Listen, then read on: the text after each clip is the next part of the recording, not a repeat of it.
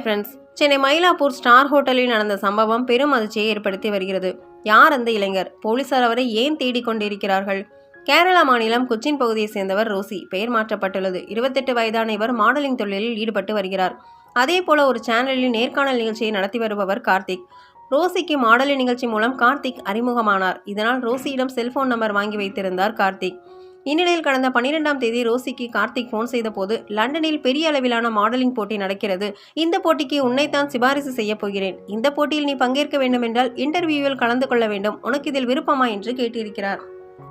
இதற்கு ரோசி லண்டனில் மாடலிங் நிகழ்ச்சி என்றதுமே மகிழ்ச்சியில் துள்ளி குதித்தார். அதுதானே தன்னுடைய வாழ்நாள் லட்சியம் என்று சொல்லிய ரோசி கட்டாயமாக இன்டர்வியூவில் பங்கேற்பதாக சொன்னார்.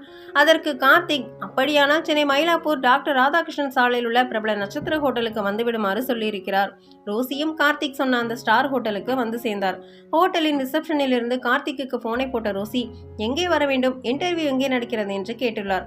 அதற்கு கார்த்திக், ரூம் நம்பர் 323க்கு வா என்று சொல்லி இருக்கிறார். ரோசியும் அதன்படியே அந்த ரூம் நம்பருக்கு சென்றார்.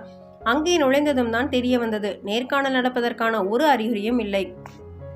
எனவே இது குறித்து கார்த்திக்கிடம் ரோசி கேட்டதற்கு, இன்டர்வியூ செய்யும் நபர்கள் இனிமேல் தான் வருவார்கள், அதுவரை நாம் காத்திருக்கலாம் என்றார்.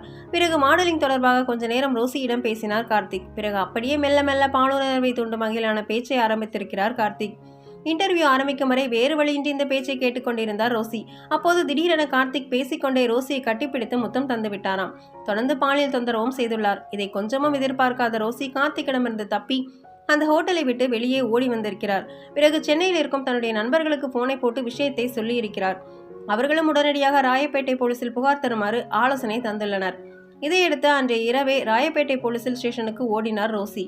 தன்னை நேர்காணல் என்ற பெயரில் ஹோட்டலுக்கு அழைத்து பாலியல் தொல்லை தந்த கார்த்திக் மீது புகார் தந்தார்.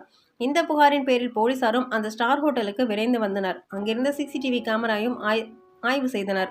அப்போதுதான் கார்த்திக் சொன்ன ரூம் நம்பர் 323க்கு ரோசி நுழைவதும், பிறகு சிறிது நேரத்தில் பதறி எடுத்துக்கொண்டு அந்த ரூமிலிருந்து அவர் வெளியே ஓடி வருவதும் பதிவாகி இருந்ததை போலீசாரின் ஆய்வில் தெரிய வந்தது.